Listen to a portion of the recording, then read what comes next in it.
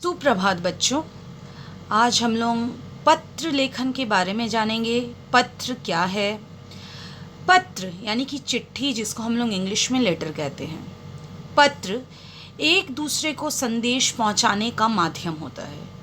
इनके द्वारा घर परिवार के समाचार, अपने मन के भाव और विचार आदि प्रकट किए जाते हैं। मित्रों, संबंधियों, संपादकों, सरकारी अधिकारियों आदि को पत्र लिखे जाते हैं। पत्र लिखना एक कला है।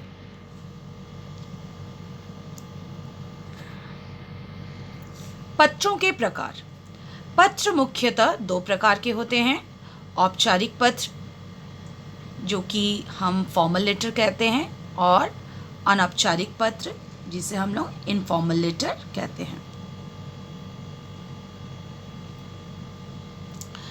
अच्छे पत्र की विशेषताएं। अच्छे पत्र कैसे होते हैं? अच्छे पत्र सरल भाषा शैली होनी चाहिए। विचारों की स्पष्टता आवश्यक है। प्रारूप के अनुसार लिखकर प्रभावी बनाएं। जिस पत्र में जितनी स्वाभाविकता होगी वह उतना ही प्रभावकारी होगा।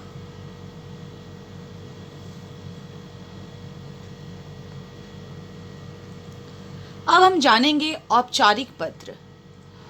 औपचारिक पत्र जिन व्यक्तियों के साथ व्यक्तिगत या पारिवारिक संबंध नहीं होते, उन्हें हम क्या करते हैं? औपचारिक पत्र लिखते हैं, या उन्हें लिखे जाने वाले पत्र को औपचारिक पत्र कहते हैं।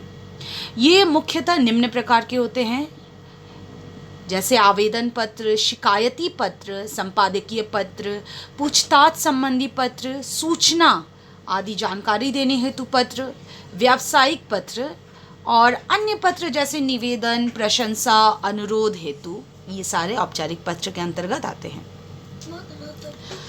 औपचारिक पत्र के अंग। हम कैसे लिखेंगे औपचारिक पत्र को?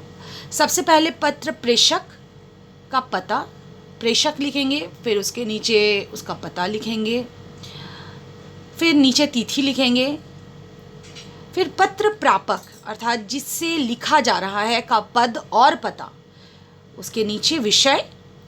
इन पत्रों में विषय लिखना आवश्यक है, अर्थात औपचारिक पत्र में विषय लिखना अत्यंत आवश्यक है। संबोधन करिए, जिसे पत्र लिख रहे हैं उसके लिए उचित संबोधन का प्रयोग कीजिए।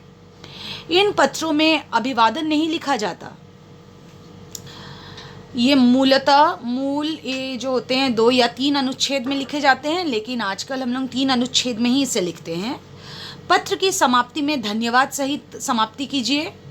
अंत में आत्मनिर्देशन, अर्थात जैसे अगर आप प्रधान अध्यापिका को लिख रहे हैं तो आपकी आज्ञाकारी शिष्य या शिष्या, ठीक है, और नहीं तो भवदीय आदि का आप प्रयोग कर सकते हैं। देखिए, पत्र का मैंने एक प्रारूप आपके सामने प्रस्तुत किया है। अनौपचारिक पत्र देखिए, जिन व्यक्तियों के साथ व्यक्तिगत या पारिवारिक संबंध होते हैं उन्हें लिखे जाने वाले पत्र अनौपचारिक पत्र कहलाते हैं।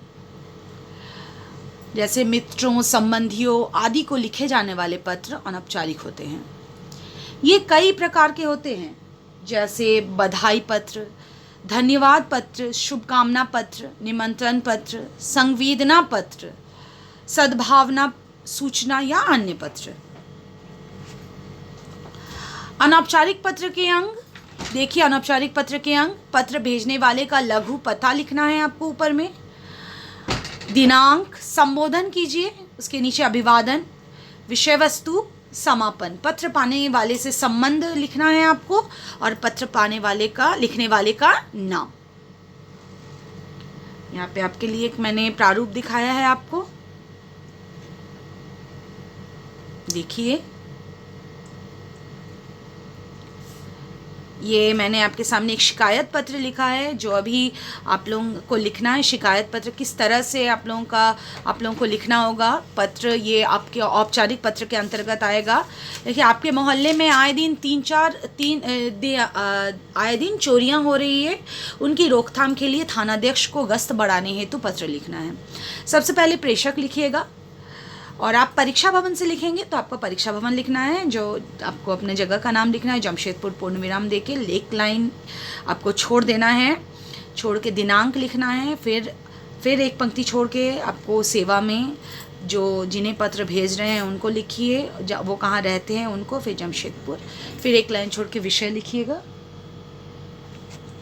फिर पत्र को आपको पूरा लिखना है। देखिए 3 अनुच्छेद में मैंने यहाँ पे पत्र लिखा है, अंत में धन्यवाद सहित प्रार्थी क ख ग।